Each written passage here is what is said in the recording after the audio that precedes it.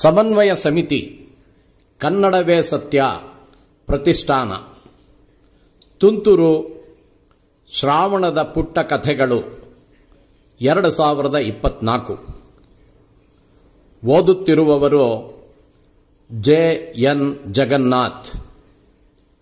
Video ಸಂಸ್ಕರಣ ಶ್ರೀ ಗುರುಪ್ರಸಾದ್ ಹಾಲ್ಕುರಿಕೆ.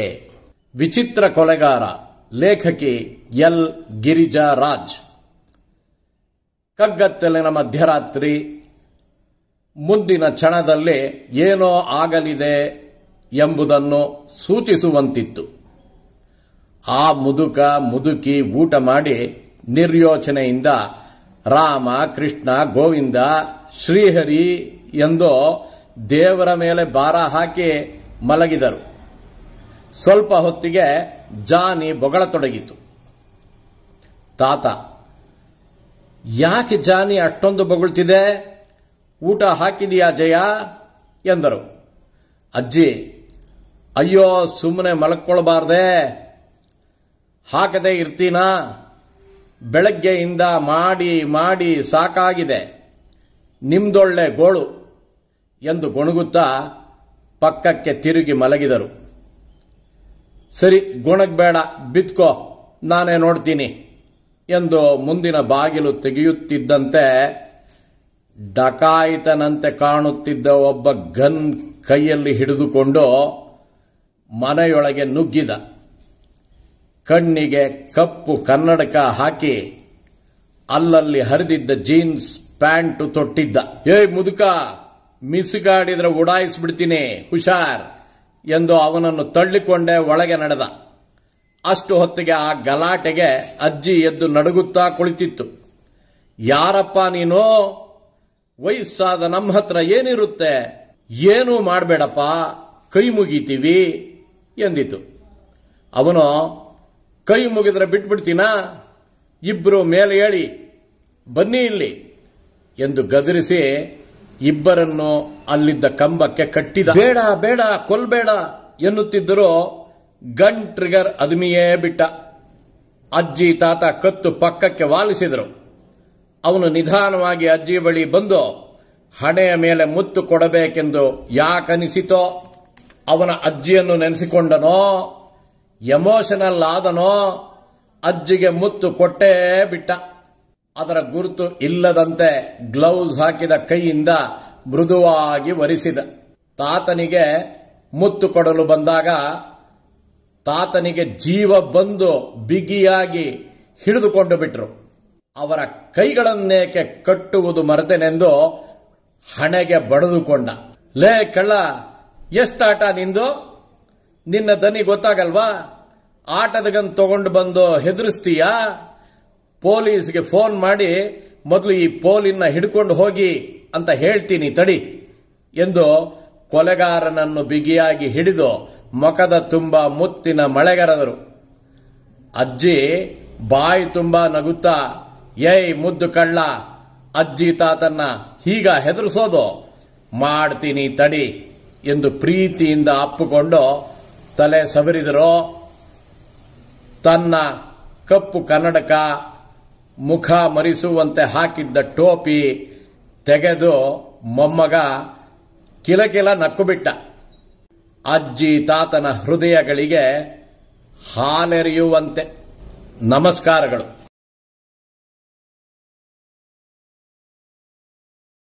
ಸಮನ್ವಯ ಸಮಿತಿ ಕನ್ನಡವೇ ಸತ್ಯ ಪ್ರತಿಷ್ಠಾನ ತುಂತುರು ಶ್ರಾವಣದ ಪುಟ್ಟ ಕಥೆಗಳು 2024 ಓದುತ್ತಿರುವವರು J. Jagannath.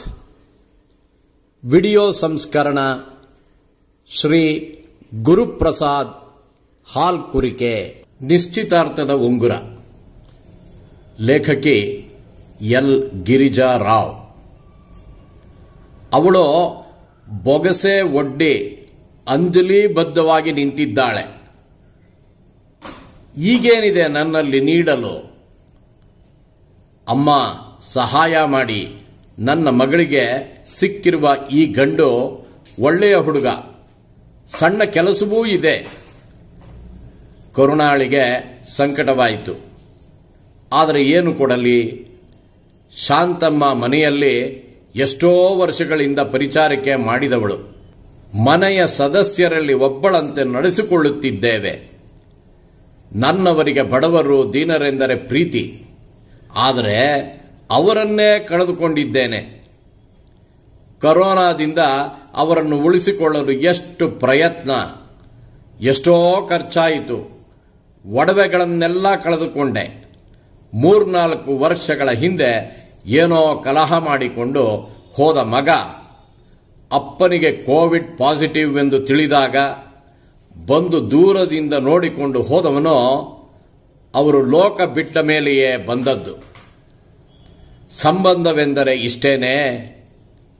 Blood is thicker than water ಎಂಬುದಕ್ಕೆ ಅರ್ಥವಿದೆಯೇ? ಎಲ್ಲ ಕಳೆದುಕೊಂಡರೂ ಬೆರಳಿನಲ್ಲಿರುವ ನಿಶ್ಚಿತಾರ್ಥದ ಉಂಗುರದ ವ್ಯಾಮೋಹ ನನ್ನನ್ನು ಬಿಟ್ಟು ಹೋಗಿಲ್ಲ.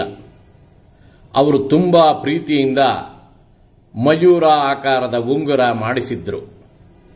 ಬೆರಳಿಗೆ ತೊಡಿಸುವಾಗ ನನ್ನ ಕೆನ್ನೆ, ಕಿವಿ ಕೆಂಪಾಗುವಂತೆ ಪಿಸುಗುಟ್ಟಿದ್ದು ಎಂದಾದರೂ ಮರೆಯಲು ಸಾಧ್ಯವೇ?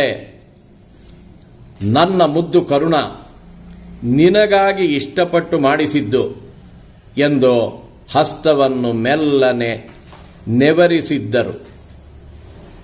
ಅಮ್ಮವರೇ ಎಂಬ ಪದ ಮತ್ತೆ ಎಚ್ಚರಿಸಿತು. ಶಾಂತಮ್ಮ ಬೊಗಸೆಯುಡ್ಡಿ ನಿಂತಿದ್ದಾಳೆ.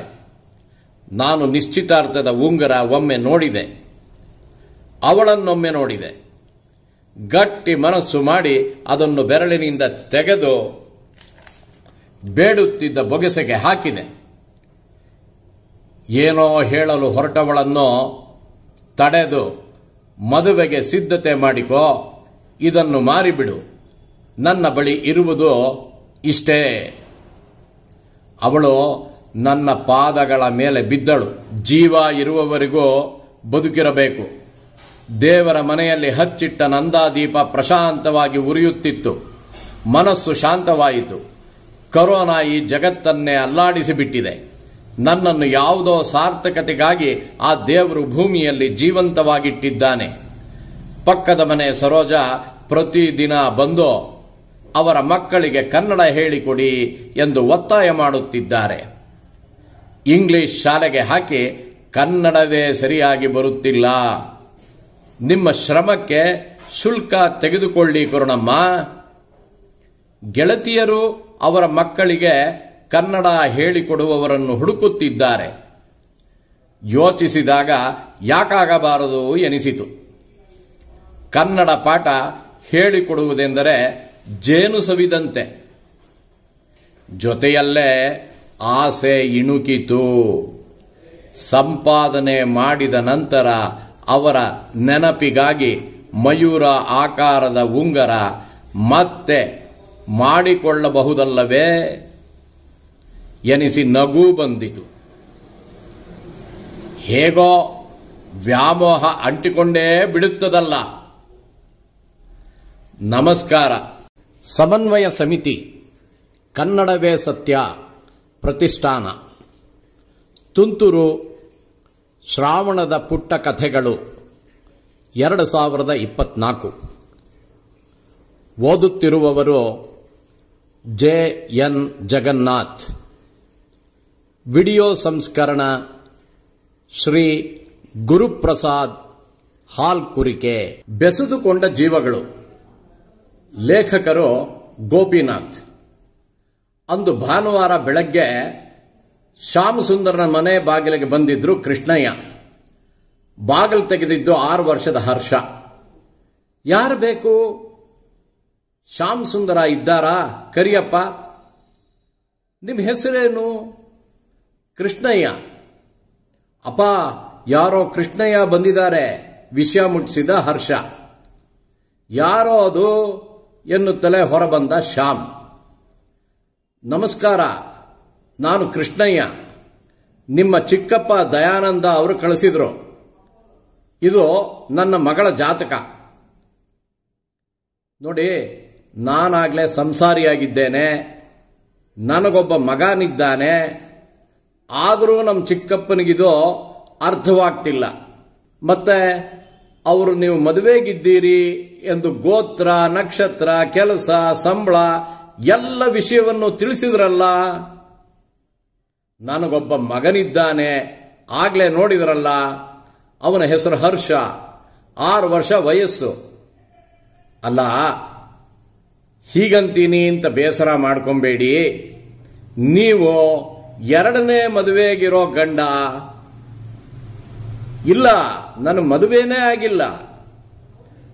ಮತ್ತು ಮಗ ಹೇಗೆ ಬಂದ? ನಕ್ಕ ಕೇಳಿದ್ರು. ಬನ್ನಿ ಒಳಗೆ. ಹೊರಗೆ ನಿಂತು ಎಷ್ಟು ಹೊತ್ತು ಮಾತಾಡ್ತೀರಿ? ನಂದೊಂದು ದೊಡ್ಡ ಕಥೆ.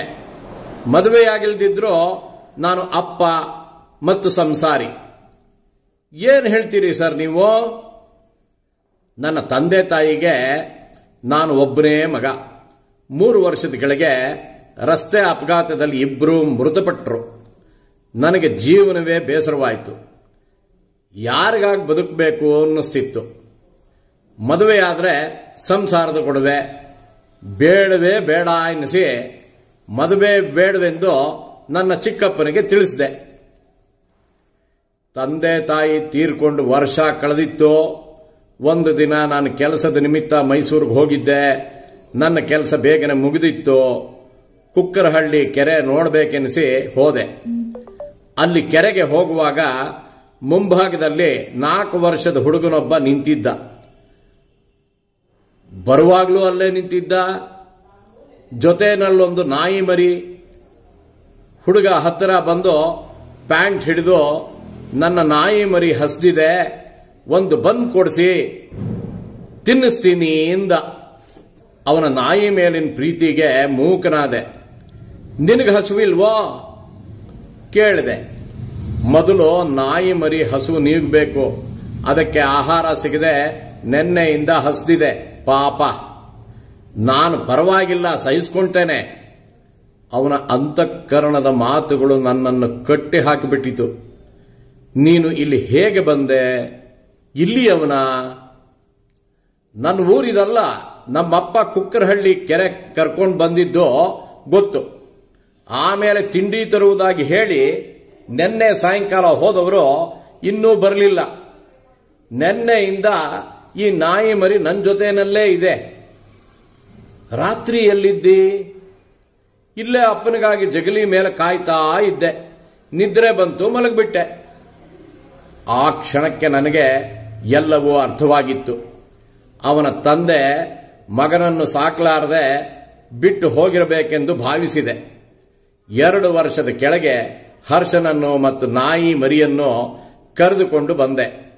ನನ್ನ ಸಂಸಾರದಲ್ಲಿ 4ನೆಯವರಿಗೆ ಪ್ರವೇಶವಿಲ್ಲ. ನನ್ನನ್ನು ಕ್ಷಮಿಸಿ ಎಂದ ಶ್ಯಾಮಸುಂದರ. ನಮಸ್ಕಾರ.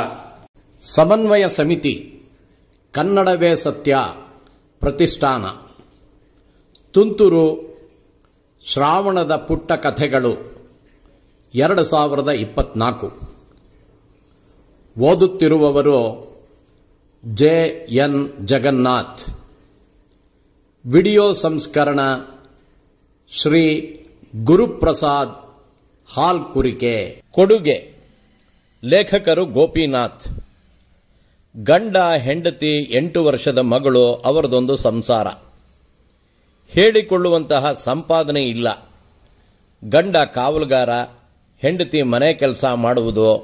ಮಗಳು ಶ್ರಾವಂತಿ ಸರ್ಕಾರಿ ಶಾಲೆಯಲ್ಲಿ 3ನೇ ತರಗತಿಯಲ್ಲಿ ಓದುತ್ತಿದ್ದಾಳೆ. ಒಂದು ದಿನ ಬೆಳಗ್ಗೆ ಶ್ರಾವಂತಿ, ಅಪ್ಪ ನನಗೆ ₹1 ಕೊಡಪ್ಪ ಎಂದು ಕೇಳಿದಳು. ಯಾವತ್ತೂ ಹಣ ಕೇಳದಿರದ ಮಗಳು ಇಂದು ಹಣ ಕೇಳುತ್ತಿರುವುದೇಕೆ ಎನಿಸಿತು ತಂದೆ ವೀರಯ್ಯನಿಗೆ.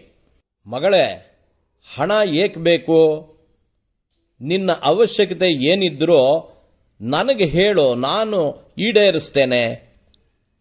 ಅಪ್ಪ, ನನಗೆ ಹಣ ₹1 ಮಾತ್ರ ಸಾಕು. ಇಲ್ಲ ಅನ್ಬೇಡಪ್ಪ. ₹1 ಏನು ಬರುತ್ತೆ? ₹1 ಒಂದು ಚಾಕ್ಲೇಟ್ ಕೂಡ ಬರಲ್ಲ. ಏಕೆ ಬೇಕು ಹೇಳು? ಇಲ್ಲಪ್ಪ, ನೀವು ₹1 ಕೊಡಿ, ಆಮೇಲೆ ನಿಮಗೆ ಎಲ್ಲ ತಿಳಿಯುತ್ತೆ. ವೀರಯ್ಯ ಮಗಳಿಗೆ ₹1 ಕೊಟ್ಟ. ಅದರಲ್ಲಿ ಅವಳು ಏನು ಮಾಡ್ತಾಳೆ ಎಂದು ಯೋಚಿಸಲಾರಂಭಿಸಿದ. ಸಿಹಿ ಕೊಳ್ಳೋದಕ್ಕಂತೂ ಅಲ್ಲ, ಅಂಗಡಿಯಲ್ಲಿ ಕೊಂಡು ತಿನ್ನುವ ಅಭ್ಯಾಸ ಅವಳಿಗಿಲ್ಲ. ಮತ್ತ್ಯಾಕೆ ಎಂದುಕೊಂಡು ಸುಮ್ಮನಾಗದೆ ಮಗಳನ್ನು ಹಿಂಬಾಲಿಸಿದ. ಮಗಳು ಕೈಲಿ ₹1 ಹಿಡಿದು ಹೊರಟಿದ್ದಳು. ಒಂದು ಹೂವಿನ ಅಂಗಡಿಗೆ ಹೋಗಿ ಅವಳು ₹1 ಕೊಟ್ಟು ಒಂದು ರೋಜಾ ಹೂ ಕೊಂಡು ಹಿಂತಿರುಗಿದಳು. ಹಿಂಬಾಲಿಸಿದ್ದ ವೀರಯ್ಯ ಎಲ್ಲವನ್ನು ಕಂಡು ಆಶ್ಚರ್ಯಗೊಂಡ. ಬಹುಶಃ ಮುಡಿಯಲು ಆಸೆಯಾಗಿರಬೇಕೆಂದು ಭಾವಿಸಿದ. ಮಗಳಿಗೆ ಗೊತ್ತಾಗದ ಹಾಗೆ ವೀರಯ್ಯ ಮನೆ ಸೇರಿದ. ಮಗಳು ತಾಯಿ ಕನಕಮ್ಮ ಇರೋ ಅಲ್ಲಿಗೆ ಹೋಗಿ, ಅಮ್ಮ, ಹುಟ್ಟಿದ ಹಬ್ಬದ ಶುಭಾಶಯಗಳು ಎಂದು ಹೇಳಿ ಅಮ್ಮನಿಗೆ ರೋಜಾ ಹೂವು ಕೊಟ್ಟು ಆಮೇಲೆ ಅದನ್ನು ತಾನೇ ಅವಳ ಮುಡಿಗೆ ಮುಡಿಸುತ್ತಾಳೆ. ಇದೇಕೆ ಮಗಳೇ, ನನಗೆ ಹೂವು, ನೀನು ಮುಡ್ಕೊಂಬಾರ್ದ ಎನ್ನುತ್ತಾಳೆ ಕನಕಮ್ಮ. ಅಮ್ಮ, ಇಂದು ನಿನ್ನ ಹ್ಯಾಪಿ ಬರ್ತ್ಡೇ, ನಿನಗೇ ಗೊತ್ತಿಲ್ಲ ನೋಡು. ಪ್ರತಿ ವರ್ಷ ನನ್ನ ಹುಟ್ಟಿದ ಹಬ್ಬನ್ನ ಆಚರಣೆ ಮಾಡ್ತೀಯ. ನೀ ಕೂಡಿಟ್ಟ ಹಣದಲ್ಲಿ ನನಗೆ ಆ ದಿನ ಹೊಸ ಬಟ್ಟೆ ತಂದು ಕೊಡ್ತೀಯ, ನನಗಿಷ್ಟವಾದ ಅಡುಗೆ ಮಾಡಿ ಹಾಕ್ತೀಯ. ಆದರೆ ಯಾರೂ ನಿನ್ನ ಹುಟ್ಟಿದ ಹಬ್ಬ ನೆನೆಸ್ಕೊಳ್ಳೋದೇ ಇಲ್ಲ. ಇನ್ನು ಮುಂದೆ ನಾನು ನಿನಗೆ ವಿಶ್ ಮಾಡ್ತೀನಿ. ನನ್ನ ಪ್ರೀತಿಯನ್ನ ಈ ಒಂದು ರೋಜಾ ಹೂವು ಕೊಟ್ಟು ಮಾತ್ರ ತೋರಿಸಬಲ್ಲೆ. ನಾ ದೊಡ್ಡವಳಾದ ಮೇಲೆ ಕೆಲಸಕ್ಕೆ ಸೇರಿ ನಿನಗೆ ಚಿನ್ನದ ಒಡವೆ ಮಾಡಿಸುವೆ, ಸರಿನಾ? 8 ವರ್ಷದ ಮಗುವಿಗೆ ತನ್ನಮ್ಮನ ಹತ್ರ ಒಂದೂ ಚಿನ್ನದ ಒಡವೆ ಇಲ್ಲದಿರುವುದು ತಿಳಿದಿತ್ತು. ಗಂಡ ಹೆಂಡತಿಗೆ ಮಗಳ ಪ್ರೀತಿ ಕಂಡು ಕಣ್ಣಲ್ಲಿ ನೀರಾಡಿತ್ತು. ಎಷ್ಟು ಬೆಲೆಯುಳ್ಳ ಕೊಡುಗೆ ಕೊಟ್ಟೆ ಮಗಳೇ, ನಾ ಊಹಿಸಿಲ್ಲದಿದ್ದದ್ದು ಎಂದು ಮಗಳನ್ನು ಎದೆಗವಿಚಿಕೊಂಡಳು ಕನಕಮ್ಮ. ನಮಸ್ಕಾರಗಳು. ಸಮನ್ವಯ ಸಮಿತಿ ಕನ್ನಡವೇ ಸತ್ಯ ಪ್ರತಿಷ್ಠಾನ, ತುಂತುರು ಶ್ರಾವಣದ ಪುಟ್ಟ ಕಥೆಗಳು 2024. ಓದುತ್ತಿರುವವರು JN ಜಗನ್ನಾಥ್. ವಿಡಿಯೋ ಸಂಸ್ಕರಣ ಶ್ರೀ ಗುರುಪ್ರಸಾದ್ ಹಾಲ್ಕುರಿಕೆ. ಸಂಗಾತಿ ಲೇಖಕಿ ನಾಗರತ್ನ ಚಂದ್ರಶೇಖರ್. ಬಾಳ ಸಂಧ್ಯೆಯಲ್ಲಿ ಸಂಗಾತಿಯನ್ನು ಕಳೆದುಕೊಳ್ಳುವುದೆಂದರೆ ಒಂದು ಘೋರ ಶಾಪಕ್ಕೆ ತುತ್ತಾದಂತೆ ಎನಿಸುತ್ತಿತ್ತು ಭಾಸ್ಕರ ರಾವ್ಗೆ. ಗೆಳೆಯ ಪರಶು ಅಪಘಾತದಲ್ಲಿ 3 ವರ್ಷದ ಹಿಂದೆ ತೀರಿಕೊಂಡಾಗ ಅವರ ಮಗಳು ಅಮೆರಿಕಾದಿಂದ ಬರುವ ತನಕ ಬೇಕಾದ ಸಹಾಯಕ್ಕೆಲ್ಲ ಇವರೇ ಹೆಗಲು ಕೊಟ್ಟದ್ದು ನೆನಪಾಯಿತು. ಈಗ ವಿಧಿ ಅವರಿಗೂ ಅದೇ ಸ್ಥಿತಿ ತಂದೊಡ್ಡಿದಾಗ ಒಂಟಿತನದ ಬಿಸಿ ತಟ್ಟತೊಡಗಿತ್ತು. 2 ಗಂಡು ಮಕ್ಕಳಿದ್ದರೂ ಇವರಿಗೆ ಅವರ ಜೊತೆ ಹೋಗಿರಲು ಇಷ್ಟವಿಲ್ಲದೆ ಕೈ ಬಾಯಿ ಸುಟ್ಟುಕೊಂಡು ನಿಶ್ಶಬ್ದದ ಗೂಡಾಗಿರುವ ಮನದೊಳಗೆ ನೆನಪುಗಳ ರಂಗೋಲೆಯಲ್ಲಿ ಚಿತ್ರ ಬಿಡಿಸುತ್ತಾ ಕೂತು ಬಿಡುತ್ತಾರೆ. ಆಗಾಗ ಬೇಸರವಾದರೆ ಪಾರ್ಕಿಗೆ ಸಂಜೆ ವಾಕಿಂಗ್ ಹೋಗುತ್ತಾರೆ.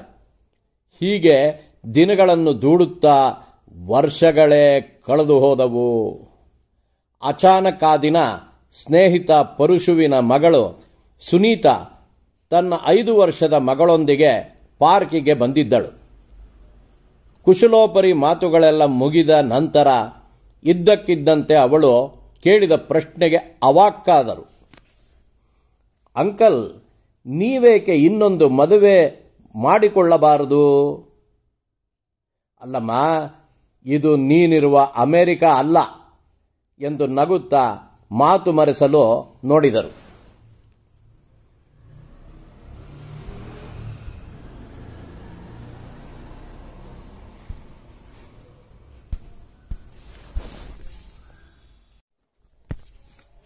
ಅಯ್ಯೋ ಅಂಕಲ್, ನಮ್ಮಮ್ಮಂಗೂ ಇದೇ ಮಾತನ್ನು ಹೇಳ್ತಾ ಇರ್ತೀನಿ. ನಿಮಗೇ ಗೊತ್ತು, ಅಪ್ಪ ಅವಳನ್ನು ಸರಿಯಾಗಿ ನೋಡಿಕೊಳ್ಳಿಲ್ಲ. ಅವಳನ್ನು ಹೊರಗೆ ಕಳಿಸದೆ ಒಳ್ಳೆ ಕೈದಿ ಥರ ಜೀವಮಾನ ಪೂರ್ತಿ ಗೃಹಬಂದಿಯಾಗಿರಿಸಿದ್ರು. ಎಷ್ಟು ಒಳ್ಳೆಯ ಸಂಗೀತಗಾರ್ತಿಯಾಗಬಹುದಾಗಿತ್ತು. ಎಲ್ಲ ಅವಕಾಶಗಳನ್ನು ತಪ್ಪಿಸಿಬಿಟ್ರು. ನನಗೆ ಗೊತ್ತಿದೆ, ಪಾಪ ಈಗ ನಿಮ್ಮಮ್ಮ ಹೇಗಿದ್ದಾರೆ. ಒಂದು ಬಾರಿ ಅವರನ್ನ ಭೇಟಿ ಮಾಡಿದ್ದೆ. ಮನೆಯಲ್ಲೇ ಸಂಗೀತ ಪಾಠನ ಹೇಳ್ಕೊಡ್ತಾ ಇದ್ದಾರೆ ಅಂತ ಗೊತ್ತಾಯಿತು. ಈಗ ಅವಳ ಸಾಮ್ರಾಜ್ಯ ಅಂದ್ರೆ ಸಂಗೀತ ಅಷ್ಟೇ. ಅವಳನ್ನು ಇಲ್ಲಿ ಒಂಟಿಯಾಗಿ ಬಿಟ್ಟು ಹೋಗೋವಾಗೆಲ್ಲ ನನಗೆ ತುಂಬ ಭಯವಾಗುತ್ತೆ, ದುಃಖವೂ ಆಗುತ್ತೆ. ನೀವು ಒಪ್ಪಿದರೆ ನೀವಿಬ್ಬರು ನಿಮ್ಮ ಮುಂದಿನ ಜೀವನವನ್ನು ಜೊತೆಯಾಗಿ ಕಳೀಬಹುದು. ನಿಮ್ಮ ಮಕ್ಕಳನ್ನು ಬೇಕೆಂದರೆ ನಾನು ಮಾತನಾಡಿಸುವೆ. ಪಾರ್ಕ್ನಲ್ಲಿ ನಡೆದ ಮಾತುಕತೆಯ ಗುಂಗಿನಲ್ಲೇ ಇದ್ದ ಸುನೀತಾ ಮನೆಗೆ ಬಂದ ಮೇಲೆ ರಾತ್ರಿ ಊಟ ಮಾಡಿ ಮಗಳನ್ನು ಮಲಗಿಸಿ ನಿಧಾನಕ್ಕೆ ತಾಯಿ ಹತ್ತಿರ ಬಂದು ಕುಳಿತಳು. ಇನ್ನು 10 ದಿನಕ್ಕೆ ನಾನು ಹೊರಡೋ ದಿನ ಬಂದೇ ಬಿಡುತ್ತೆ ಅಮ್ಮ. ಹೂ ಕಣೆ, ಪಾಪು ಜೊತೆ ಮಾತುಕತೆ ಆಟ ಅಂತ ಹೊತ್ತು ಹೋಗಿದ್ದೆ ಗೊತ್ತಾಗಲಿಲ್ಲ. ಸಂಗೀತ ಪಾಠಕ್ಕೂ ರಜೆ ಕೊಟ್ಟುಬಿಟ್ಟಿದ್ದೆ. ಪೂರ್ತಿ ಸಮಯ ನಿಮ್ಮ ಜೊತೆನೇ ಇರಬೇಕು ಅಂತ. ಅಮ್ಮ, ಇವತ್ತು ಸಂಜೆ ಪಾರ್ಕ್ನಲ್ಲಿ ಅಪ್ಪನ ಫ್ರೆಂಡು ಭಾಸ್ಕರ್ ರಾವ್ ಸಿಕ್ಕಿದ್ರು. ಆಂಟಿ ಹೋದ್ಮೇಲೆ ಅವರು ತುಂಬ ತಗ್ಗಿ ಹೋಗಿದ್ದಾರೆ. ಮುಂದಿನ ವಾರ ನಮ್ಮನೆಗೆ ಊಟಕ್ಕೆ ಬನ್ನಿ ಅಂತ ಕರೆದಿದ್ದೀನಿ. 2 ವರ್ಷ ಹಾಸಿಗೆ ಹಿಡಿದಿದ್ದ ಅವರ ಹೆಂಡತಿನ ಮಗು ಥರ ನೋಡ್ಕೊಳ್ತಿದ್ದ ಪುಣ್ಯಾತ್ಮ. ಅವರನ್ನು ನೋಡಿದಾಗಲೆಲ್ಲ ಅವರಂತ ಅಪ್ಪ ನನಗೂ ಸಿಗಬೇಕಾಗಿತ್ತು ಅನ್ನಿಸ್ತಿತ್ತು. ಈಗ ಒಂಟಿಯಾಗಿ ಒದ್ದಾಡ್ತಿದ್ದಾರೆ. ಏನ್ ಮಾಡೋದು, ವಿಧಿ ಬರಹ ಅಷ್ಟೇ. ಅಂಥ ಒಳ್ಳೆ ಸ್ನೇಹಿತರಿದ್ರು ನಿಮ್ಮಪ್ಪ ಒಂದಿಷ್ಟು ಬದಲಾಗಲಿಲ್ಲ. ಆ ವಿಧಿ ಬರಹನ್ನ ಈಗ ಬದಲಾಯಿಸಬಹುದು. ನೀನು ಮನಸ್ಸು ಮಾಡಬೇಕು ಅಷ್ಟೇ. ಏನು ಹುಡುಗಾಟ ಸುನಿ ನಿಂದು? ನೀವಿಬ್ರು ಕಳೆದುಕೊಂಡ ಬಾಳ ಸಂಗಾತಿಗಳು ಮತ್ತೆ ಸಿಗುವುದಿಲ್ಲ, ನಿಜ. ಹಾಗಂತ ಜೀವನ ಪೂರ್ತಿ ನೀವು ಒಂಟಿಯಾಗಿ ಬದುಕಬೇಕಾಗಿಲ್ಲ. ನೀವಿಬ್ರು ಸಂಗಾತಿಗಳಾದರೆ ನಿಮ್ಮ ಮುಂದಿನ ಬದುಕು ನೆಮ್ಮದಿ ಸಂತೋಷದಿಂದ ಇರುತ್ತದೆ ಅಮ್ಮ. ಸುನಿ, ಏನಿದು ಹುಚ್ಚಾಟ? ಇದು ಅಮೆರಿಕ ಅಲ್ಲ. ನೋಡಿದವರು ಏನಂತಾರೆ ಹೇಳು? ನೋಡುವವರಿಗಾಗಿ ನಾವು ಬದುಕಲಿಕ್ಕಿಲ್ಲ ಅಮ್ಮ. ಭಾಸ್ಕರ್ ರಾವ್ ಅಂಕಲ್ಗೂ ಹೇಳಿದ್ದೀನಿ, ಅವರು ಊಟಕ್ಕೆ ಬರುವಷ್ಟರಲ್ಲಿ ನೀನು ನಿರ್ಧರಿಸಬೇಕು. ಮುಂದಿನ ವಾರ ಭಾಸ್ಕರ್ ರಾವ್ ತಮ್ಮ 2 ಮಕ್ಕಳರೊಡನೆ ಹೂವು, ಹಣ್ಣು, ಸಿಹಿ ತಿಂಡಿಗಳ ಸಮೇತ ಇವರ ಮನೆಗೆ ಬಂದು ಬಾಗಿಲು ಬಡದಾಗ ಸಂಭ್ರಮದಿಂದ ಬಾಗಿಲು ತೆರೆದು ಸುನೀತಾ ಎಲ್ಲರನ್ನೂ ಸ್ವಾಗತಿಸಿದಳು. ಒಳಗೆ ಹಪ್ಪಳ ಕರಿಯುತ್ತಿದ್ದ ಜಾನಕಿ ಒಲೆ ಆರಿಸಿ ನಾಚಿಕೆಯಿಂದಲೇ ಹೊರಗೆ ಬಂದಿದ್ಲು. ನಮಸ್ಕಾರ. ಸಮನ್ವಯ ಸಮಿತಿ, ಕನ್ನಡವೇ ಸತ್ಯ ಪ್ರತಿಷ್ಠಾನ, ತುಂತುರು ಶ್ರಾವಣದ ಪುಟ್ಟ ಕಥೆಗಳು 2024. ಓದುತ್ತಿರುವವರು JN ಜಗನ್ನಾಥ್. ವಿಡಿಯೋ ಸಂಸ್ಕರಣ ಶ್ರೀ ಗುರುಪ್ರಸಾದ್ ಹಾಲ್ಕುರಿಕೆ. ಲವ್ ಜಿಹಾದ್. ಲೇಖಕಿ ನಾಗರತ್ನ ಚಂದ್ರಶೇಖರ. ಸಂಪದ ನಗರದಲ್ಲಿದ್ದ ಕಾಲೇಜ್ ಸೇರಿಕೊಂಡ ಮೇಲೆ ದಿನವೂ 20 ಕಿಲೋಮೀಟರ್ ದೂರದಲ್ಲಿದ್ದ ಅವಳ ಹಳ್ಳಿಯಿಂದ ಪ್ರಯಾಣಿಸಬೇಕಿತ್ತು. ಅದೇ ಬಸ್ಸಿನಲ್ಲಿ ಬರುತ್ತಿದ್ದ ನಾಜೀರ್ ಪಕ್ಕದ ಹಳ್ಳಿಯಲ್ಲಿ ಇದ್ದವನು. ಫೈನಲ್ ಇಯರ್ ಆರ್ಟ್ಸ್ ಸ್ಟೂಡೆಂಟ್ ಆಗಿದ್ದವನು. ಒಂದೇ ಕಾಲೇಜಿನಲ್ಲಿ ಓದುತ್ತಿದ್ದ ಹಾಗೂ ಒಂದೇ ಬಸ್ಸಿನಲ್ಲಿ ಪ್ರಯಾಣಿಸುತ್ತಿದ್ದ ಇವರಿಬ್ಬರಿಗೂ ಪರಿಚಯವಾಗಲು ಹೆಚ್ಚು ಸಮಯ ಬೇಕಾಗಿರಲಿಲ್ಲ. ಇವಳಿಗಿಂತ ಮೊದಲೇ ಬಸ್ಸಿನಲ್ಲಿ ಬರುತ್ತಿದ್ದ ಅವನು ಇವಳಿಗಾಗಿ ಒಂದು ಸೀಟನ್ನು ಹಿಡಿದುಕೊಂಡಿರುತ್ತಿದ್ದ. ಜಾಗವಿಲ್ಲದಿದ್ದರೆ ತಾನು ಎದ್ದು ನಿಂತು ಅವಳಿಗೆ ಜಾಗ ಕೊಡುತ್ತಿದ್ದ. ಒಮ್ಮೊಮ್ಮೆ ಅವನು ತನ್ನದೇ ಕಾರಿನಲ್ಲಿ ಬರುತ್ತಿದ್ದ. ಕಾಲೇಜಿನಿಂದ ವಾಪಸ್ ಬರುವಾಗ ಕಾರು ತಂದ ದಿನ ಇವಳಿಗೆ ಲಿಫ್ಟ್ ಕೊಡುತ್ತೇನೆಂದು ಆಗ್ರಹಿಸುತ್ತಿದ್ದ. ಆದರೆ ಸಂಪ್ರದಾಯದ ಮನೆಯಿಂದ ಬಂದ ಸಂಪದಳಿಗೆ ಹಾಗೆಲ್ಲ ಗಂಡು ಹುಡುಗರ ಜೊತೆ ಓಡಾಡಲು ಮುಜುಗರವಾಗುತ್ತಿತ್ತು. ನಾಜಿರ್ ನೋಡಲು ಸುಹೃದ್ರೂಪಿಯಾಗಿದ್ದ. ಇವನ ಗೆಳೆತನಕ್ಕಾಗಿ ಹಂಬಲಿಸುವ ಹುಡುಗಿಯರ ಸಂಖ್ಯೆ ಕಮ್ಮಿ ಇರಲಿಲ್ಲ. 6 ತಿಂಗಳಲ್ಲಿ ಇಬ್ಬರ ಸ್ನೇಹ ಮುಂದಿನ ಹಂತಕ್ಕೆ ಹೋಗಲು ಪ್ರಾರಂಭಿಸಿತ್ತು. ಏನಾದರೂ ನೆಪ ಹೇಳಿ ಆಗಾಗ ಅವಳಿಗೆ ಸಣ್ಣ ಪುಟ್ಟ ಉಡುಗೊರೆಗಳನ್ನು ಕೊಡುತ್ತಿದ್ದ.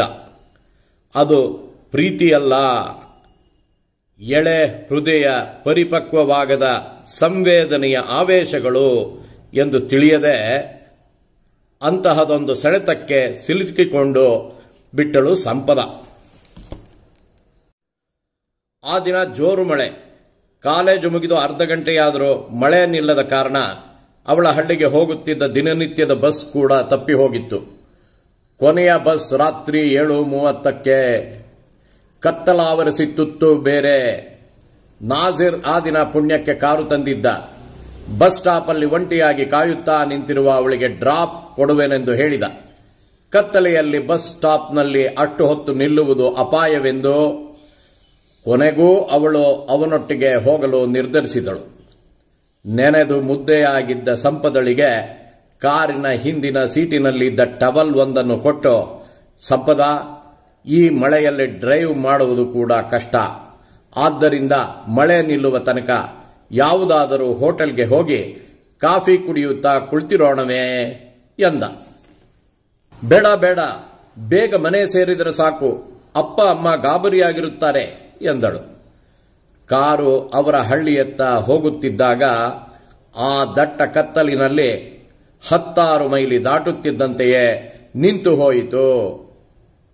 ಏನೋ ಪ್ರಾಬ್ಲಮ್ ಆಗಿದೆ, ಬಹುಶಃ ಟೈರ್ ಪಂಚರ್ ಆಗಿರಬಹುದು, ಕೆಳಗಿಳಿದು ನೋಡುವೆ ಎಂದು ಕಾರಿನಿಂದ ಇಳಿದ. ಸುಮಾರು ಸಮಯ ತೆಗೆದುಕೊಳ್ಳಬಹುದು, ಬೇಜಾರಾದರೆ ನೀವು ಕೆಳಗೆ ಇಳಿಯಿರಿ ಎಂದ. ಈಗ ಸಂಪದಳಿಗೆ ಎದೆ ಬಡಿತ ಜೋರಾಯಿತು. ಛೆ, ನಾನು ಒಬ್ಬಂಟಿಯಾಗಿ ಇವನೊಂದಿಗೆ ಕಾರಿನಲ್ಲಿ ಬರಬಾರದಾಗಿತ್ತು. ದೇವರೇ, ಸುರಕ್ಷಿತವಾಗಿ ಮನೆ ತಲುಪಿದರೆ ಸಾಕು. ಇವನನ್ನು ನಂಬಬಹುದೋ ಬೇಡವೋ ಗೊತ್ತಿಲ್ಲದೆ ತಪ್ಪು ಮಾಡಿದೆ ಎನಿಸಿತು. ಈಗಾಗಲೇ ಲವ್ ಜಿಹಾದ್ಗಳ ಅನೇಕ ಕಥೆಗಳನ್ನು ಅವಳು ಕೇಳಿದ್ದಳು. 15 ನಿಮಿಷಗಳಲ್ಲಿ ಅವನ ಕಾರು ರೆಡಿ ಮಾಡಿ ಅವಳನ್ನು ಒಳಗೆ ಕುಳಿತುಕೊಳ್ಳಲು ಕರೆದ. ಕಾರು ಮತ್ತೆ ಅರ್ಧ ಗಂಟೆಯೊಳಗೆ ಇವಳ ಹಳ್ಳಿಯನ್ನು ಮುಟ್ಟಿದಾಗ ಅವಳ ಬಿಗಿ ಹಿಡಿದ ಉಸಿರು ನಿರಾಳವಾಯಿತು. ಕೆಟ್ಟ ಯೋಚನೆಗಳಿಂದ ತಳಮಳಗೊಳ್ಳುತ್ತಿದ್ದ ಮನಸ್ಸು ಈಗ ಸಂಪೂರ್ಣವಾಗಿ ವಿಶ್ವಾಸ, ನಂಬಿಕೆಯಿಂದ ಅವನ ಸ್ನೇಹವನ್ನು ಸ್ವೀಕರಿಸಿತು.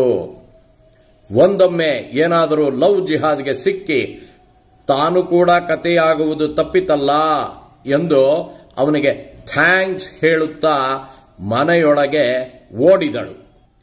ಸಮನ್ವಯ ಸಮಿತಿ, ಕನ್ನಡವೇ ಸತ್ಯ ಪ್ರತಿಷ್ಠಾನ, ತುಂತುರು ಶ್ರಾವಣದ ಪುಟ್ಟ ಕಥೆಗಳು 2024.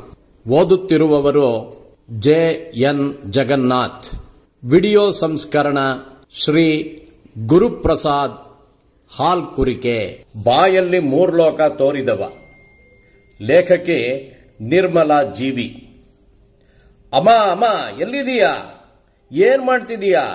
ಘಮ್ ಅಂತ ಮಿಠಾಯಿ ವಾಸನೆ. ಮೂಗರಳಿಸುತ್ತಲೇ ಅಮ್ಮ ಅಂಜನಾಳ ಬಳಿ ಬಂದ 9ರ ಪೋರ ಚಿನ್ಮಯ್. ಚಿನ್ನು, ಇವತ್ತು ಗೋಕುಲಾಷ್ಟಮಿ ಕಣೋ, ಕೃಷ್ಣ ಹುಟ್ಟಿದ ದಿನ. ಚಕ್ಕಲಿ, ಕೋಡ್ಬಳೆ, ಉಂಡೆಗಳು, ಮಿಠಾಯಿ ಮತ್ತಿನ್ನೇನೇನೋ ಮಾಡ್ತಾ ಇದ್ದೀನಿ. ಸಾಯಂಕಾಲ ಕೃಷ್ಣನ್ ಪೂಜಿಸಿ ನೈವೇದ್ಯ ಮಾಡಬೇಕು, ಆಮೇಲೆ ಎಲ್ಲರೂ ತಿನ್ಬೇಕು, ಗೊತ್ತಾಯ್ತಾ ಅಂತ ರಾಗವಾಗಿ ಹೇಳಿದಳು. ಅಮ್ಮ, ಹುಟ್ಟಿದ ದಿನಾನೇ ಇದೆಲ್ಲ ತಿನ್ನಕ್ಕೆ ಕೃಷ್ಣಂಗೆ ಹಲ್ಲುಗಳೆಲ್ಲಿರುತ್ತೆ ಪ್ರಶ್ನಿಸಿದ ಚಿನ್ಮಯ್. ರಾಮ ಏನೇನೋ ಕೇಳಿ ಸತಾಯಿಸ್ಬೇಡಪ್ಪ, ಸ್ವಲ್ಪ ಹೊತ್ತು ಹೊರಗಡೆ ಆಟ ಆಡ್ಕೊಳ್ತಾ ಇರು ಚಿನ್ನು.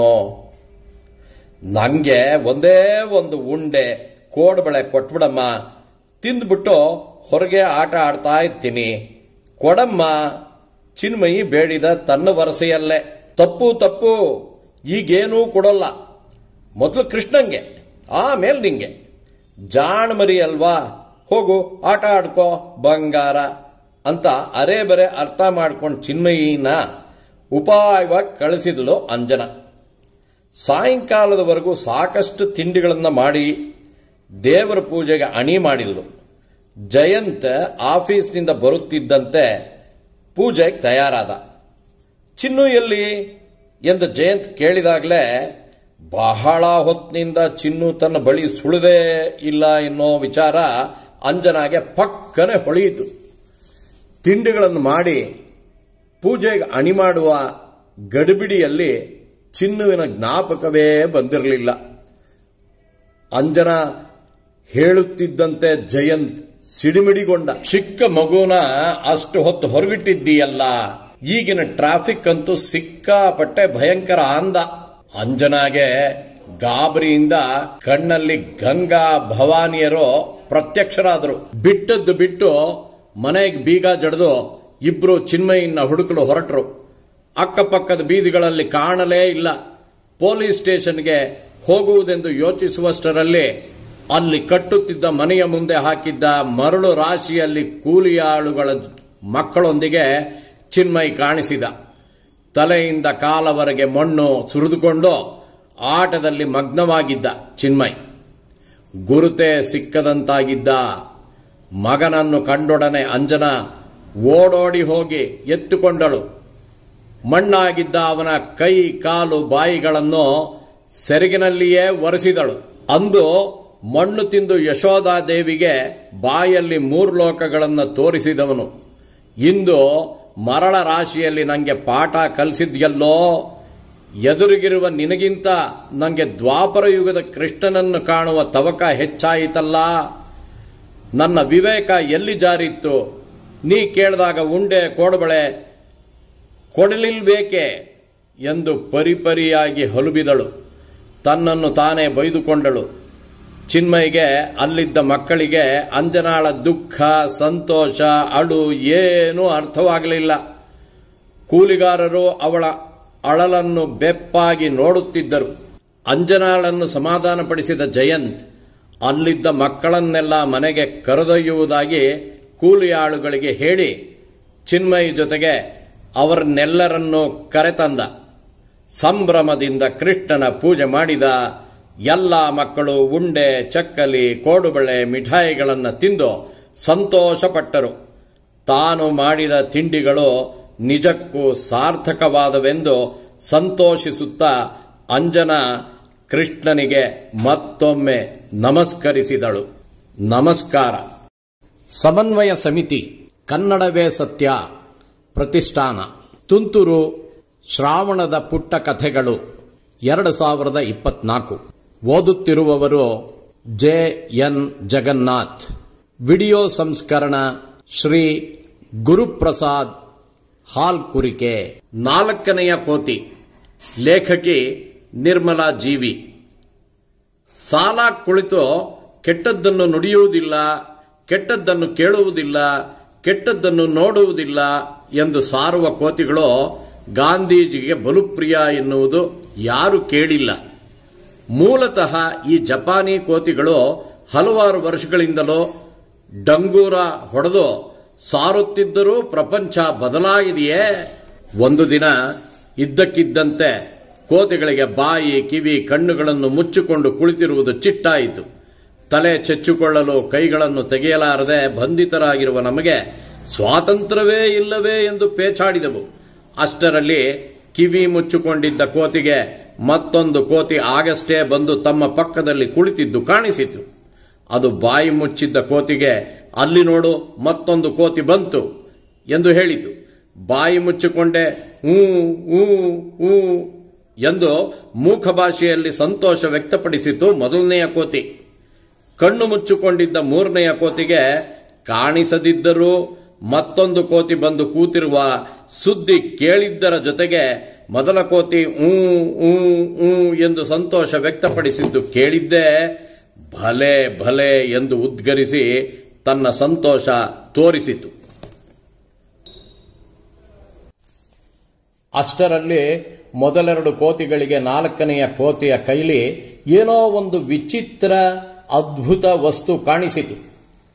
ಹೊಸ ಕೋತಿ ಅದರಲ್ಲಿ ಎಷ್ಟು ಮಗ್ನವಾಗಿ ತಲ್ಲೀನವಾಗಿತ್ತೆಂದರೆ ಆ ಮೂರು ಕೋತಿಗಳ ಇರುವು, ಮಾತು, ಸದ್ದು, ಸುದ್ದಿ ಏನೂ ಗೊತ್ತಾಗಲೇ ಇಲ್ಲ.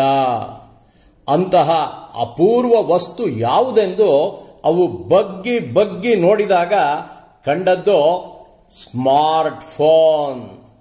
ಆಗ ಮೊದಲ ಕೋತಿಗೆ ಥಟ್ಟನೆ, ಇನ್ನು ನಾವು ಮೂವರು ಬಾಯಿ, ಕಿವಿ, ಕಣ್ಣುಗಳನ್ನು ಮುಚ್ಚಿಕೊಂಡು ಕುಳಿತಿರುವ ಅಗತ್ಯವಿಲ್ಲ.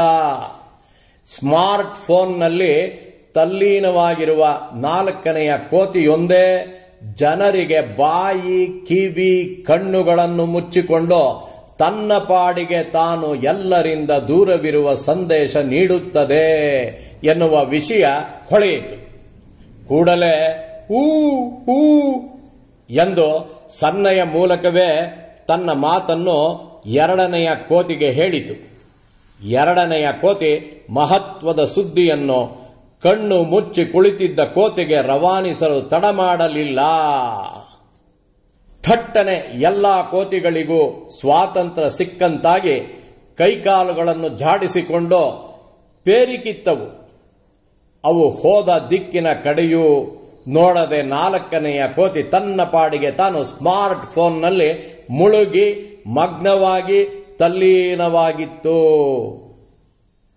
ನಾಲ್ಕನೆಯ ಕೋತಿಯನ್ನು ನೀವು ನೋಡಿದ್ದೀರಾ? ನಮಸ್ಕಾರಗಳು. ಸಮನ್ವಯ ಸಮಿತಿ, ಕನ್ನಡವೇ ಸತ್ಯ ಪ್ರತಿಷ್ಠಾನ, ತುಂತುರು ಶ್ರಾವಣದ ಪುಟ್ಟ ಕಥೆಗಳು 2024. ಓದುತ್ತಿರುವವರು ಜೆಎನ್ ಜಗನ್ನಾಥ್. ವಿಡಿಯೋ ಸಂಸ್ಕರಣ ಶ್ರೀ ಗುರುಪ್ರಸಾದ್ ಹಾಲ್ಕುರಿಕೆ. ಮೆದುಳಿಗೆ ಮೇವು. ಲೇಖಕರು ಪೂರ್ಣಿಮಾ ಭಗವಾನ್. ಯಾವಾಗಲೂ ಚರವಾಣಿ ಇಟ್ಕೊಂಡು ನೀನು ಅದರಲ್ಲೇ ಮುಳುಗು ಹೋದ್ರೆ ಮನೆ ಕೆಲಸ ಎಲ್ಲ ನಾನೇ ಮಾಡ್ಕೊಂಡು ಹೋಗ್ಬೇಕಾ? ಪರವಾಗಿಲ್ಲ ಬಿಡು, ನನಗೂ ಹೊಸ ಅನುಭವ, ಜೊತೆಗೆ ಕಲಿಕೆಗೂ ಅವಕಾಶ. ಆದರೆ ನೀನು ಬರ್ತಾ ಬರ್ತಾ ಕುಡುಮಿ ದುಡುಮಿ ಎರಡೂ ಆಗ್ತಾ ಇದೀಯ. ಆರೋಗ್ಯದ ಕಡೆ ಸ್ವಲ್ಪ ಗಮನ ಕೊಡು ಎಂದು ನಗೆಚಟಾಕಿ ಹಾರಿಸಿದ ಪವನ್. ನೀವು ಹೇಳೋದು ಸರಿಯಾಗೇ ಇದೆ. ಇನ್ನೊಂದೆರಡು ದಿನ ಆಮೇಲೆ ಸ್ವಲ್ಪ ಬಿಡುವು ನೀಡ್ತೀನಿ ಎಂದಳು ಸುಮಾ. ಶಾಲಾ ದಿನಗಳಲ್ಲಿ ಈ ರೀತಿ ದಿನದಲ್ಲಿ 6-8 ಗಂಟೆಗಳ ಕಾಲ ಪಠ್ಯಪುಸ್ತಕದ ಓದಿಗೆ, ಅಭ್ಯಾಸಕ್ಕೆಂದು ನಿಯಮಿತವಾಗಿ ಮೀಸಲಾಗಿಟ್ಟಿದ್ರೆ ನಾವು ಎಲ್ಲೋ ಇರ್ತಾ ಇದ್ವು ಅಲ್ವಾ ಎಂದಳು ಗೆಳತಿ ಗ್ರೀಷ್ಮ. ಆಗಲೂ ನಾವು ಪಠ್ಯಪುಸ್ತಕವೊಂದನ್ನು ಬಿಟ್ಟು ಬೇರೆಲ್ಲ ಪತ್ರಿಕೆಗಳು, ಪುಸ್ತಕಗಳನ್ನ ಓದುತ್ತಿದ್ವಲ್ಲ. ಈಗ ವಾಟ್ಸಪ್ ವಿಶ್ವವಿದ್ಯಾನಿಲಯ ಬಂದು ಓದುವವರ ಸಂಖ್ಯೆ ಹೆಚ್ಚುತ್ತಿದೆ ಎನಿಸುತ್ತಿದೆ. ಆದರೂ ಪುಸ್ತಕಗಳನ್ನು ಓದುವಾಗ ಸಿಗುವ ಆಹ್ಲಾದ ಚರವಾಣಿಯಲ್ಲಿ ಸಿಗುವುದಿಲ್ಲ ಎಂದು ಉದ್ಗಾರ ಸುಮಳದ್ದು. ಅದು ನಿಜಾನೇ. ಚರವಾಣಿಯಲ್ಲಿ ಸಿಗುವ ಬಹಳಷ್ಟು ಬರಹಗಳು ಊಟದಲ್ಲಿನ ಮೇಲೋಗರಗಳು, ಉಪ್ಪಿನಕಾಯಿ ಇದ್ದ ಹಾಗೆ. ಅವನ್ನು ತಿನ್ನೋದ್ರಿಂದ ಹೊಟ್ಟೆ ತುಂಬಿಸ್ಕೊಳ್ಳಕ್ಕೆ ಆಗುತ್ತದೆಯೇ? ಮುಖ್ಯವಾದ ಅನ್ನ, ಚಪಾತಿಯಂತಹ ಪದಾರ್ಥಗಳು ಬೇಕೇ ಬೇಕು. ನಮ್ಮ ಮಹಾನ್ ಲೇಖಕರ ಕೃತಿಗಳು ಮುಖ್ಯವಾದ ಆಹಾರದ ಹಾಗೆ. ಅದನ್ನು ಓದುತ್ತಾ ಇದ್ದರಷ್ಟೇ ನಮ್ಮ ಜ್ಞಾನಾಭಿವೃದ್ಧಿ ಎಂದು ಗ್ರೀಷ್ಮ ಗೆಳತಿಯನ್ನು ಅನುಮೋದಿಸಿದಳು. ನನಗಂತೂ ಕುಳಿತುಕೊಂಡು ಬರೆಯುವಷ್ಟು ತಾಳ್ಮೆ ಇಲ್ಲ. ಇಡೀ ದಿನ ಲ್ಯಾಪ್ಟಾಪ್ ಮುಂದೆ ಕುಳಿತು ಕೆಲಸ ಮಾಡುವುದೇ ಸಾಕಾಗಿರುತ್ತೆ. ನಾನು ಮಿಕ್ಕೆಲ್ಲ ಕೆಲಸಗಳನ್ನು ನೋಡ್ಕೊಳ್ತೀನಿ. ನಿನಗೆ ಹೇಗೆ ಬೇಕೋ ಹಾಗಿರೋ. ನಿನ್ನ ಬರವಣಿಗೆಯಿಂದ 4 ಜನಕ್ಕೆ ಸಂತೋಷವಾಗಲಿ, ಸಕಾರಾತ್ಮಕ ಚಿಂತನೆಗೆ ತೊಡಗಿಸುವ ಬರಹಗಳನ್ನು ಓದಿದ ಕೆಲವರಾದರೂ ಬದಲಾವಣೆ ಹೊಂದುವುದಕ್ಕಿಂತ ನಮಗೆ ಬೇರೇನೂ ಹೆಚ್ಚಿನದು ಬೇಡ ಎಂದು ಆಗಾಗ ಸಲಹೆಗಳನ್ನು ನೀಡಿ ಪ್ರೋತ್ಸಾಹಿಸುತ್ತಿದ್ದಾರೆಂದು ಪತಿ ಪವನ್ನನ್ನು ಮೆಚ್ಚಿಕೊಂಡಳು ಸುಮ. ವರ್ಷಗಳುರುಳಿದಂತೆ ಸುಮಳ ದಿನಚರಿಯಲ್ಲಿ ಯಾವ ಬದಲಾವಣೆಯೂ ಕಾಣಿಸಲಿಲ್ಲ. ಪವನ್ ಮೊದಮೊದಲು ಪ್ರೀತಿಯಿಂದಲೇ ಎಲ್ಲ ಕೆಲಸಗಳನ್ನು ನಿಭಾಯಿಸುತ್ತಿದ್ದನು. ಆರ್ಥಿಕ ಹಿಂಜರಿತದ ಕಾರಣದಿಂದ ಬರುತ್ತಾ ಕಚೇರಿಯ ಕೆಲಸ ಒತ್ತಡ ಹೆಚ್ಚಾಗಿ ಮನೆಯೊಳಗೂ ಹೊರಗೂ ಕಾರ್ಯನಿರ್ವಹಿಸಲು ಕಷ್ಟವಾಗುತ್ತಿತ್ತು. ಮನೆಯವರ ವಿರೋಧವನ್ನೂ ಲೆಕ್ಕಿಸದೆ ಪ್ರೀತಿಸಿ ಮದುವೆಯಾದ ಸುಮಾಳ ಬಳಿ ಮನದ ಬೇಗುದಿಯನ್ನು ಹೇಳಲೂ ಆಗದೆ ಸಂಕಟ ಅನುಭವಿಸುತ್ತಿದ್ದ. ಪತ್ನಿಯ ಸಣ್ಣ ಪುಟ್ಟ ಬರಹಗಳ ಜನಪ್ರಿಯತೆ ದಿನೇ ದಿನೇ ಹೆಚ್ಚಾಗುತ್ತಿದ್ದುದು ಪವನ್ಗೆ ಹರ್ಷವಾದರೂ ತನ್ನ ಸಹಕಾರ ಇಲ್ಲದಿದ್ದರೆ ಅವಳು ಅಷ್ಟೆಲ್ಲ ಬರೆಯಲಾಗುತ್ತಿತ್ತೆ ಎಂದೆನಿಸಿತು. ಅವಳು ಬರೆದಿಟ್ಟಿದ್ದ ಕಾದಂಬರಿಯ ಲೇಖಕರ ಸ್ಥಳದಲ್ಲಿ ತನ್ನ ಹೆಸರು ಹಾಕಿ ಮುದ್ರಿಸಿದನು. ತುಸು ಬೇಸರವೆನಿಸಿದರೂ ಮನದ ಪಕ್ವತೆಯಿಂದರಳಿದ ಸುಮ ಅದನ್ನು ತೋರ್ಪಡಿಸಿಕೊಳ್ಳಲಿಲ್ಲ. ನಮಸ್ಕಾರಗಳು. ಸಮನ್ವಯ ಸಮಿತಿ ಕನ್ನಡವೇ ಸತ್ಯ ಪ್ರತಿಷ್ಠಾನ ತುಂತುರು ಶ್ರಾವಣದ ಪುಟ್ಟ ಕಥೆಗಳು 2024. ಓದುತ್ತಿರುವವರು JN ಜಗನ್ನಾಥ್. ವಿಡಿಯೋ ಸಂಸ್ಕರಣ ಶ್ರೀ ಗುರುಪ್ರಸಾದ್ ಹಾಲ್ಕುರಿಕೆ. ಹೋಲಿಕೆ ಲೇಖಕರು ಪೂರ್ಣಿಮಾ ಭಗವಾನ್. ಏನೇ ಆಗಲಿ ಮೈಸೂರು ಬೆಂಗಳೂರಿಗಿಂತ ಕಳೆ ಜಾಸ್ತಿ ಎಂದರು ಕಾಂತಮ್ಮ. ಹೌದಮ್ಮ, ಎಲ್ಲಾದರೂ ಸಿಗುತ್ತೇನೋ ಕಳೆ ಅಂತ ನಾನು ಹೋದ ಕಳೆಯಲ್ಲೆಲ್ಲ ಹುಡುಕ್ತಾನೇ ಇದ್ದೀನಿ. ಇನ್ನೂ ಎಲ್ಲೂ ಸಿಕ್ಕಿಲ್ಲ. ಸಿಕ್ಕಿದ್ರೆ ತಂದು ಬೆಂಗಳೂರಿಗೂ ಸ್ವಲ್ಪ ಅಂಟಿಸ್ಬೋದಾಗಿತ್ತು ಎಂದರು ಸೀನಿ. ತಮ್ಮ ಬಾಲ್ಯದ ದಿನಗಳನ್ನು ಜ್ಞಾಪಿಸಿಕೊಂಡರು ಕಾಂತಮ್ಮ.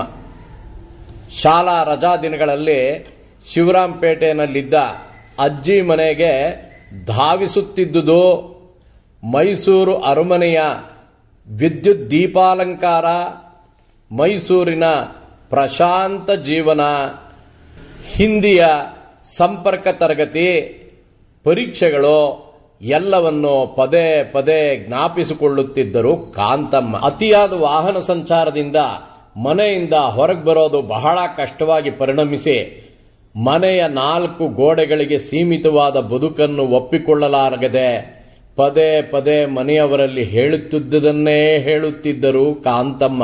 ಸರಿ, ಹೇಗಾದರೂ ಆಗಲಿ ಒಂದು ಸಲ ಇಂದಿನ ಮೈಸೂರನ್ನ ತೋರಿಸಿ ಬಿಡೋಣವೆಂದು 20 ವರ್ಷಗಳ ನಂತರ ತಾಯಿಯನ್ನು ಮೈಸೂರಿಗೆ ಕರೆದುಕೊಂಡು ಹೋದರು. ಮೈಸೂರು ನಗರ ಪ್ರವೇಶಿಸುತ್ತಿದ್ದ ಹಾಗೆ, ಏನಪ್ಪ ಕಳೆ ಎಲ್ಲೂ ಸಿಗೋದಿಲ್ಲ ಎಂದು ನನಗೆ ಹೇಳ್ತಾ ಇದೆಯಲ್ಲ, ದಾರಿಯುದ್ದಕ್ಕೂ ಸ್ವಲ್ಪ ದೂರ ಕಣ್ಣು ಹಾಯಿಸಿ ನೋಡಿ, ನಿಮಗೆ ಕಾಣಿಸುತ್ತದೆ ಎಂದರು ಪರಿಸರ ಪ್ರೇಮಿ ಕಾಂತಮ್ಮ.